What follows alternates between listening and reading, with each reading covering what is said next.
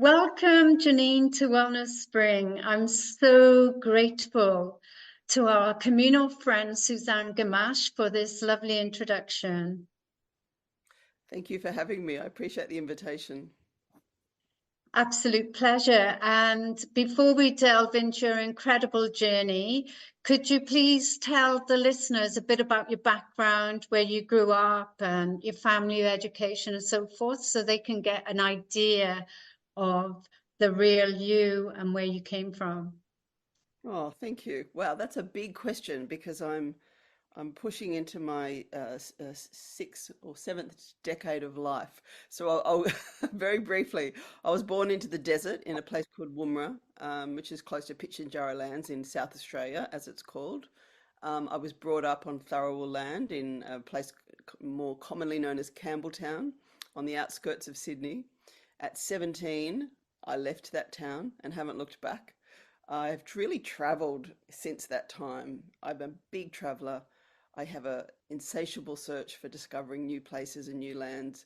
So that's taken me all over Australia, Western Australia, Tasmania, every state actually. I've been the desert. And then now I'm coming to you today from Scotland. I've been traveling for about 5 years.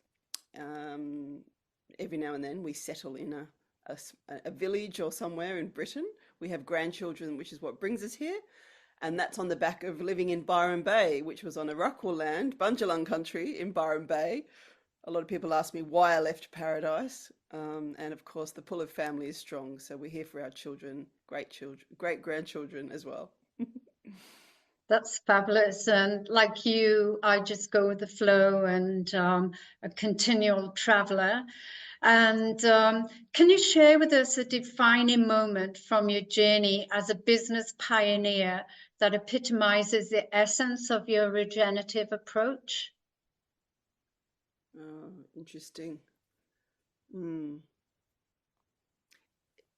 I'm going to trust this thought because when you asked me that question, the first thing that came to me was actually before I ever imagined I would be in business. And I think that's interesting because it's often not what we're doing at the time, it's all the steps and all the magical things that led to a moment. And the only reason I ever went into business is because of the amazing Anita Roddick from The Body Shop. And I thought, oh, you can be a good person in business. How interesting. And so, but that's a different story. But you asked me about a moment, and I would say it was when I was 17. I went to university. I'd had a very safe childhood in a small town suburb of Sydney in Australia. But it was like the curtains were just opened up for me, and I saw a whole new world. And that was the world of human rights. I didn't know there was such a thing as human rights. I didn't know how Australia was treating our Indigenous people. I didn't understand it was just shocking for me to understand the racism that had been taking place on the very land that I was brought up. So it was a moment where I realized there was another story and that there's always stories about how we can see a place. So I think that idea of um, a different reality and a different story really struck me at that moment. And it led to 10 years of involvement with human rights. And so when I realized one day I needed an income because I had a child by then, I thought, where can I have freedom and where can I still continue this story of human rights and connection to land? And business happened to be the method that I could do that. So in terms of regenerative business, that came much later. So all my businesses were, very early on, it was all about human connection, connection with land. Everything what we always did was certified organic. So I was very conscious always of not poisoning the land and ourselves. That's a theme that runs through. So around 2016, when I started using this term regenerative, it was this idea of renewal, and I literally did that for myself in 2018 when I completely started a whole new chapter of my life. Wow, that would have been incredible. So, as you mentioned, you've worked with many different countries and continents and cultures. So, drawing from your inspiration from First Nations wisdom to remote Aboriginal communities, how has the diversity influenced your mentoring style and solutions you offer to businesses? I think I have a really holistic view of everything. And right now I'm looking at this rainbow over your head, and I've just got, and my hands are doing this thing, you know. I'm just noticing. Um, I'm very intuitive in my work. So something I've come to realize in my life is that this skill of intuition is very important. And what intuition does is, and I've spent a lot of time in nature, a lot, like deeply immersed in the bush and really connecting to the non-human world, if you like. So I think what that does is it gives you a multiple levels of connection with people and ideas. So when it comes to business mentoring, I can tap into, you know, thousands of thoughts and ideas when I'm supporting someone. So if I really tune into your highest potential, it's like without even trying, my body and my mind and my heart will just bring forth the information to best serve you, to serve your soul's journey. So Wow, that's amazing. I'll have to book a session with you. And you mentioned that you've always been mindful about the land and not poisoning the land. At the moment, globally, you know, the farmers are encouraged by chemical companies to use that for their crops. What are your thoughts on that? my thoughts are to always focus on hope and love and positivity. We can't control the system that exists. We can speak up against it, we can speak out against it. But at the end of the day, you have to tread your own path. So there are farmers all over the world bucking that system, and they're just working away quietly in their land, some of them more publicly than others. And I think the more and more example, and there are so many inspiring examples of people doing it differently. And I always love those aerial shots of, you know, sort of vast arid land that's arid because of monocultures and farming. And then there's this lovely green patches in the middle. So the people dedicated to regenerative farming, or they may call it agroforestry or organic farming, there's many names. It doesn't matter what you call it. Um, these are the people inspiring the hope in the world right now, because this devastation of nature, we're realizing you know, nature disappearing is us disappearing because we are all connected. So we have to look after the land more than ever. It's what Indigenous people have been trying to tell us for centuries. You have to look after the land. The land is you. The land is your mother. The rock, you are the rock and you are the tree. And that used to sound really bizarre, and people would think you're a bit of a whacker if you said that. Um, so yeah, no, there are so many inspiring examples of farmers all over the world. In fact, just the other day, I watched the most extraordinary documentary. It just goes for 10 minutes. I'd highly recommend you seek it out. I can send you the link if you like. And it's about how in Ethiopia, it was the churches that have saved these small patches of forest. So Wow. there's just amazing examples all over the world of people who are farming differently. So focus on what is good and right and what your passion is, and slowly that old system will crumble, is my view. Fabulous. And if you send the link, we can share it with the listeners as well. So that'd be lovely. Very powerful. Yeah. So as a regenerative business mentor, because there's so many business people around, you emphasize the importance of deep connections with nature and intuition. How do you help business leaders integrate these elements into their operations, especially in today's fast world, which is technology driven? Yeah. You know, it's surprisingly simple if people are ready. What we seem to need as humans is frameworks, and I do have a number of frameworks to work with. And frameworks are really helpful when new ideas are emerging.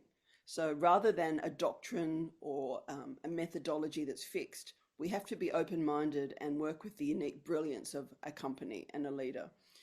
But always looking through the framework of healing and not damaging. So when we had the sustainability movement, which still exists, the true definition of sustainability is to do as little harm as you can, but keep going with the profit.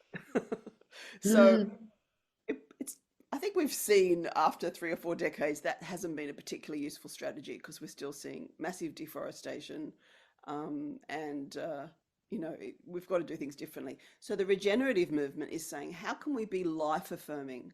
How can we always look to nature and be life affirming in our approaches? And what we're finding at this time is that leaders, especially people who are running really big companies, because it's smaller businesses have always known it. They can be agile and they can be creative and you can create your own path. But people who are running huge companies, which is like an enormous machine that's very hard to change, they're sitting right in the middle of the poly crisis. They know that the complexity of this crisis, whether you're looking at AI, a war, famine, deforestation, mandatory government obligations now to actually report on mandatory climate disclosures. Even Australia is doing that now, finally. They're just like it's so overwhelming that the gift is almost the overwhelm, because when we reach overwhelm, we just are forced to stop, and we're forced to go, what next? What is there? And that's when I can go into really deep, beautiful conversations with people and take them back into their heart and say, well, let's go back to the basics. What's the vision? What's the story? This is where you and I began. What is the story Yeah. you've been told about business? What is the story in the articles of association of a company and your obligation to shareholders? Who wrote that story? Can we write a different story? Can we write a story where there's abundance for more people? Can we write a story where we actually include well-being and happiness in a business, which some people would still look at you and think you're nuts and not even be listening to this conversation. And yet other people in the overwhelm has turned out to be the gift, because they're like, okay, I've got to try something new. So it's people who Wonderful. they're the people I can talk to. Yeah, because you mentioned overwhelm, and burnout have been prevalent in issues in the business world and in lockdowns. And, I was curious how you address these challenges, which you've mentioned a few. And could you give us an example of a success story, for example, of a client coming to you and Yeah, sure. Well, I mean, the first one I should talk about is myself. Because the reason I can help people with overwhelm and burnout is because I've had it. And right. it's awful. It's it's devastating. It's like a deep depression. And it's like when you burn out, like seriously burn out, not like, oh, I'm really tired, I need a retreat, not that kind of burnout. They're actually the signs that lead to burnout, by the way. So I try to catch people. But once you've burnt out, in a way, if I even hit a little bit of overwhelm now, I have to stop. My whole system won't let me go there again. But because I've been there, I know, and I have this phrase I use, which is like, the bigger the problem, the bigger the gift. And burnout was my biggest gift. I never knew it at the time. I would have been really angry if you tried to tell me that at the time. So I'm very careful in my caretaking of people that come to that. But yes, so it's like being the phoenix, and that's why the phoenix is actually my business logo, because I literally rose from the ashes. So Wow. what happened to me was that the depression was so difficult and so dark. Physically, I couldn't even move at some stages. I was literally stopped in my track by life completely. So I had to rebuild myself slowly, and it was the first time in my life that I didn't have a goal that I set out to achieve. So this is when the intuition started coming in, and I just started following the signs. And what it has emerged is this ability to help people on a scale that I could never have imagined before. Wow. So, yeah. Yeah, and I'm sure, because people have to be in the right mindset to accept it. But I think when you get rock bottom, and if companies are not doing so well, that's the time when they'll say, stuff it, I'll try anything because I want to save the company. Yeah. So, But sometimes saving the company is a surprising route. So in my case, where it's like my burnout came as I was still running a company. So, you know, I lost my ability to lead. So we had to close warehouses, we had to close the shop. Like it was devastating. I was embarrassed. It was shameful. I publicly, everything looked like it was falling apart. And yet, what actually happened was we were forced to restructure. And what came out of that was a much more efficient business. And we were then able to rebuild and rebrand. And then I eventually sold that in 2018. So, again, bigger the problem, bigger the gift. But to your question to other people, while I can't mention names, I find that there's two reasons people come to me as a coach or a business mentor. One is when they've really got a big problem and they cannot see a route. But the second time, and possibly a better time to come, and few people do this, but a few do, is when things are going really well. And we rarely think to ask for help when things are going well. But I say to people, if things are going well, imagine how much bigger and brighter you can build from that place. So you can build from the dark and you can build from the light, but they're the two times to get help. Yeah. Without help is nuts. I just casually say to people, you're not, if you don't have a coach or a mentor and you're running an enterprise, that's nuts. Yeah, that is nuts. And it's a bit like preventative medicine as well. You know, if you care for yourself today, even when you're well, it's easier to work on prevention than treatment of an ailment. And I know you have a conscious platform and programs. Can you explain what happens in those? Yeah, thank you. So you asked earlier about doing things differently in regenerative business, and one of the ways to do things differently is this. We have all been raised with a consciousness that it's all about the individual.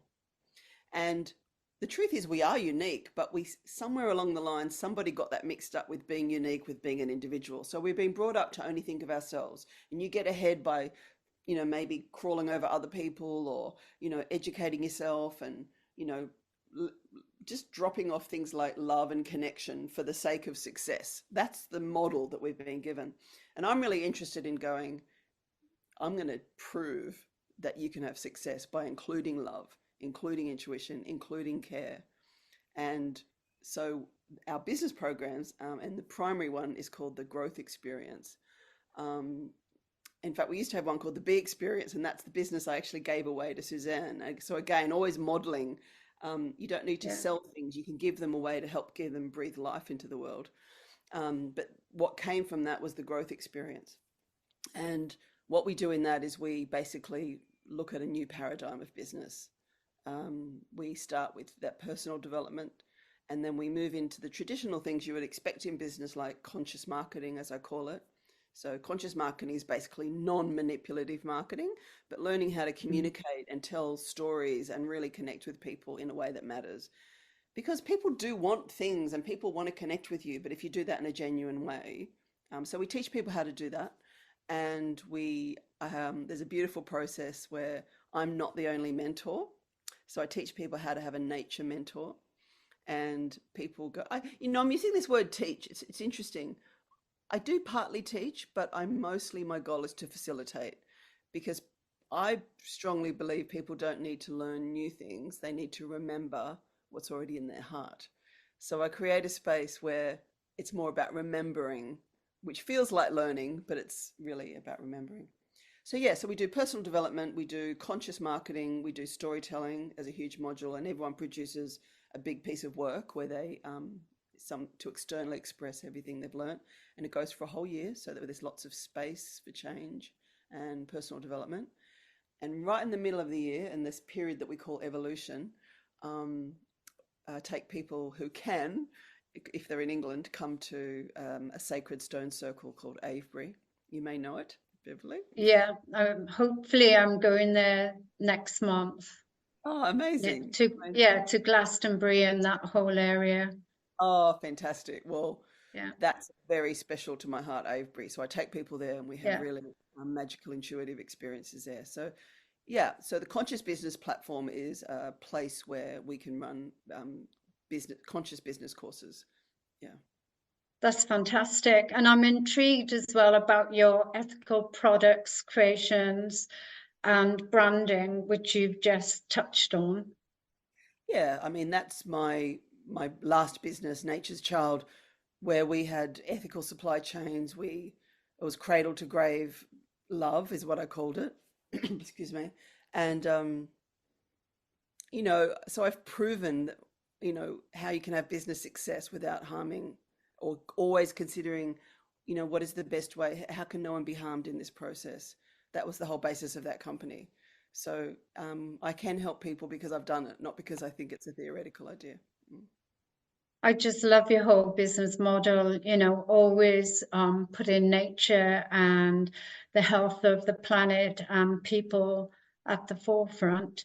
Could you tell us more about your wilderness walks and retreats? Ah, okay. Yes, okay. So we touched earlier on this idea of nature being a mentor.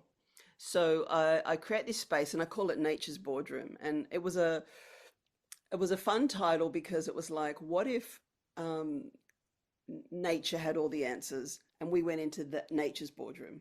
And nature's boardroom is the wilderness, the woodlands, as they call it here in the UK, the bush, as they call it in Australia, every country here, maybe in the forest, they call it in Europe and America. And we go in and we use nature as a guide because nature has, 3.8 billion years of experience of resilience and survival. It's been through catastrophes, it's reformed itself so many times. So, as humans, if we were looking at reforming ourselves, we might want to go to a teacher that had 3.8 billion years of experience. So, we go in and I guide people through an intuitive process. And I think most people are just really blown away when they get into the stillness. They actually start to hear and feel things that are guides from, whether they're guides from beyond or guides within themselves. It depends on how they experience it. But I think a more common name for this would be forest bathing. That's quite a well-known practice from Japan. So we're doing a little bit of forest bathing, but it's a bit different what we do because it's more intuitively based. And sometimes we'll do ceremonies. It depends on different people. Sometimes I use, the farms we talked about earlier. I have an agroforestry farm where we use the model of how these people are having a successful farm on the land, and we take the lessons from that and we apply them to our own businesses. So I have various ways to do it, but always with nature as our mentor and teacher. That's wonderful. And what about people who think it's a bit woo-woo? Because you've mentioned beautiful sacred spaces and these wonderful wilderness. We might, maybe the CEO or boss just says, okay, let's do it. Do you know what? People are ready for this. It's really interesting. Um, Not everybody's ready, and that's fine. I'm not for everybody. But I think, like I said earlier, that gift of overwhelm or the polycrisis, the complexity that the world is in right now, it's just so many layers. Um, like at the moment, just not far from us, a few thousand miles, but not far. Israel and Iran are trying to work things, they're in a crisis right now today as you and I are talking. Yeah. Um, Still got the war in Ukraine. We have famine. There's just so many complex models, and businesses have international supply chains, and it affects all these things. So people are being forced, and somehow, I don't know how, but somehow it's not woo woo anymore. It's partly because there's so much scientific evidence now, and I think we're in a time where science and spirituality are meeting. So there was the time of spirituality, and then there was the Renaissance, where, which is what we've been living with the effects of for the last 400 years, where it was like, science can prove this, and that it's been really useful in many ways, but actually they always had a lot more in common than we realized.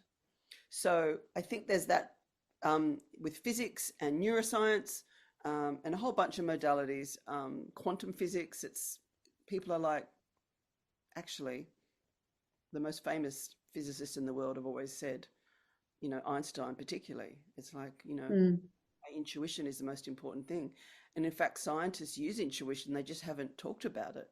The whole basis of science is we make as many mistakes as we need to, and eventually we get a result.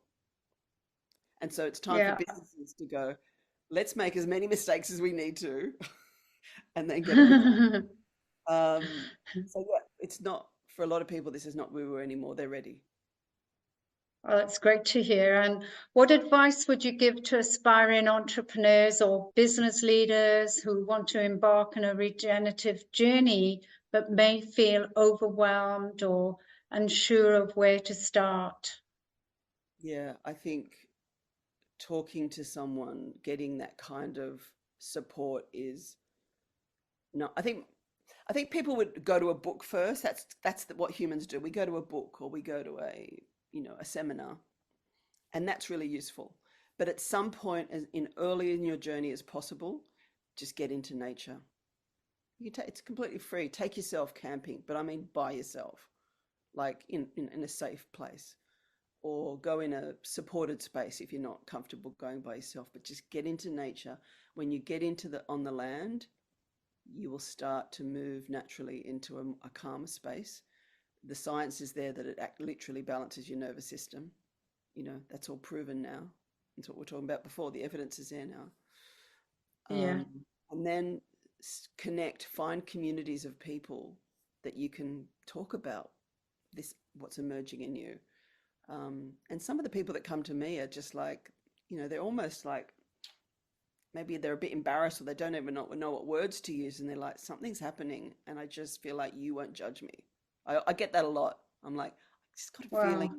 I can say anything to you. Or, you know, sometimes people are, well, I've got this idea, but people around me keep telling me it's not going to work. But I wondered what you thought. And then often I'll usually celebrate and champion their ideas. So, um, yeah, get into nature, first advice. Don't rely on books to learn about regenerative business. Read one or two for sure. Find a community. There's a few around the world now. Reach out to me or someone similar and get into an experience where you can start to embody this knowledge that's wanting to come forth in you. That's wonderful advice. Thank you. And can you tell us about your monthly love letter to humanity? Oh, yeah, thank you. Do you know that just came to me as a lot of things do out of nowhere. It was just like a phrase. And I had this idea of, what if we wrote to people like a love letter, which is because when you're writing a love letter, you can be a bit vulnerable, or you can be creative, or you can open up in a way that's different to, if you're writing a letter to your MP, or if you were, writing an academic essay.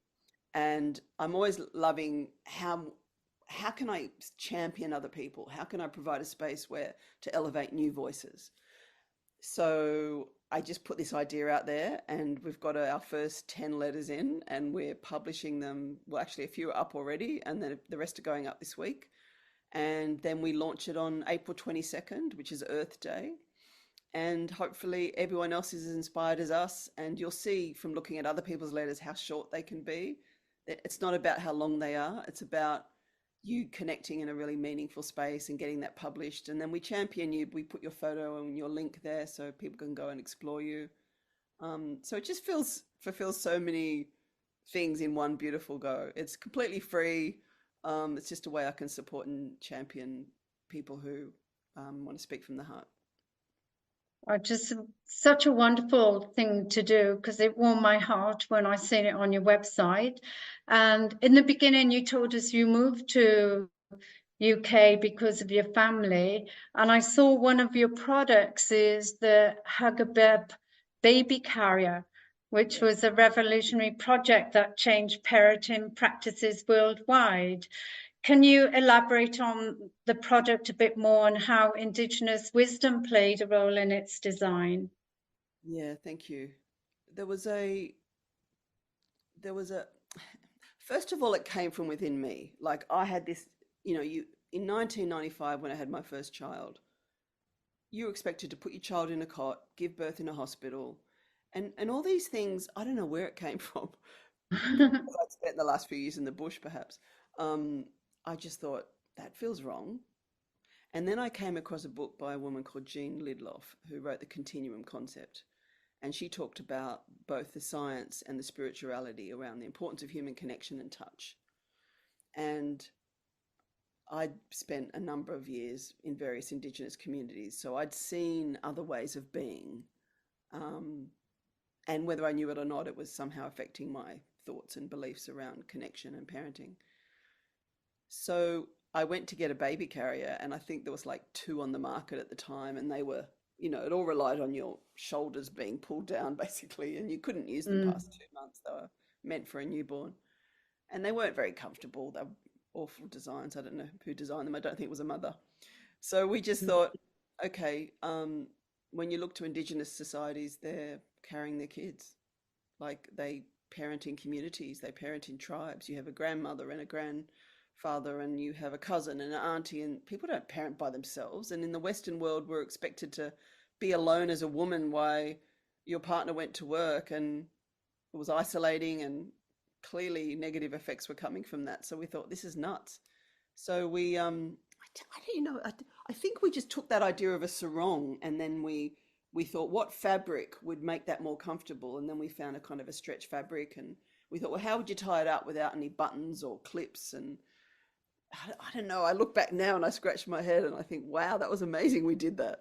And now I still see people all over the world. There's different brand names. We were copied very early on, which is fine because we knew it was easy to copy.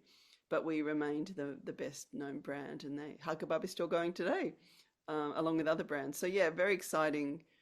Sometimes I'll see someone in the street and I'll just, in every country in the world I walk past, and I just think they don't know they've just walked past the person who, with my friend Suzanne, we invented that. Wow, that's amazing. It's good Yeah. fun. So, if there was one thing you could do to change the world, what would it be? Love. Yay! We're born in love and we die in love, and we somehow as humans we've got it really mixed up in between. Some people have got it right. Um, we're born in these as a pure spirit, and most people, the stories you'll share of your deathbed, you're not thinking about what you've got. You're thinking about who you're with. And so we just Yeah, need to remember that as humans, in whether it's business or sport, religion, whatever you're into, bring love into the center of it, and it'll be your guide. that's a beautiful message, and um, absolutely true. Love is the answer, love is the key, love is the remedy. And I also love the way you talk about stories all the time.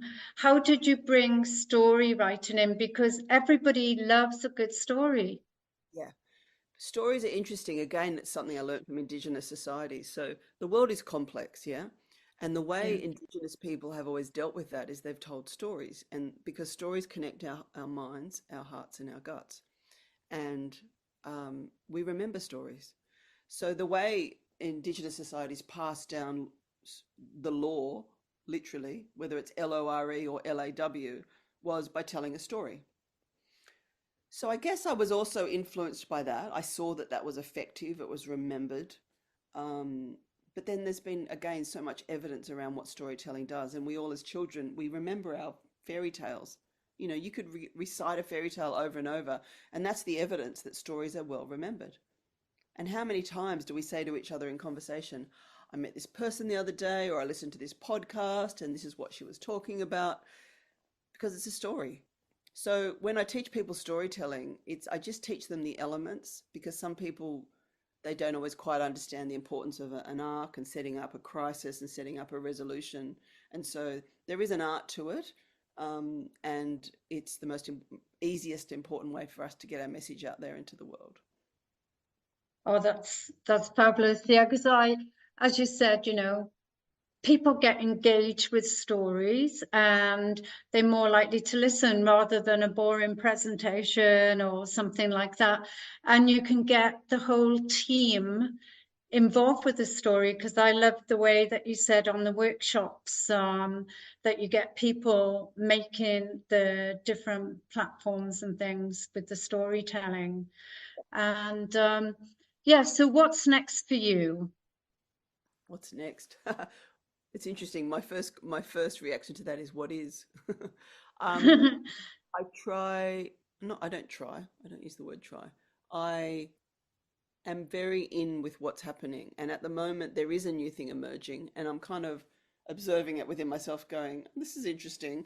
I'm getting more and more, there's an aspect of my work that's being drawn into the corporate world because, as you say, people are waking up. There's this, people are Yeah. willing, people are kind of silently and quietly coming to me, going, so I'm like, this is a new world for me.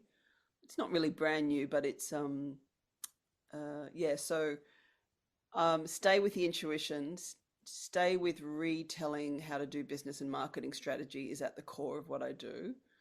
Um, Yeah. it's the new paradigm approach. How can we bring love and beauty into everything we do? And how can we do things without harm? So, um, yeah, there's something emerging. I'm not even sure what words to put on it now, but I will continue to grow the growth experience. I'd like to see it um, not get any bigger than a circle of eight. So what we'll do is we'll just create lots of circle of eight. So I'd like to call in people who are interested in potentially being part of facilitating those circles. So I guess that's an important thing emerging too. Oh, that's wonderful.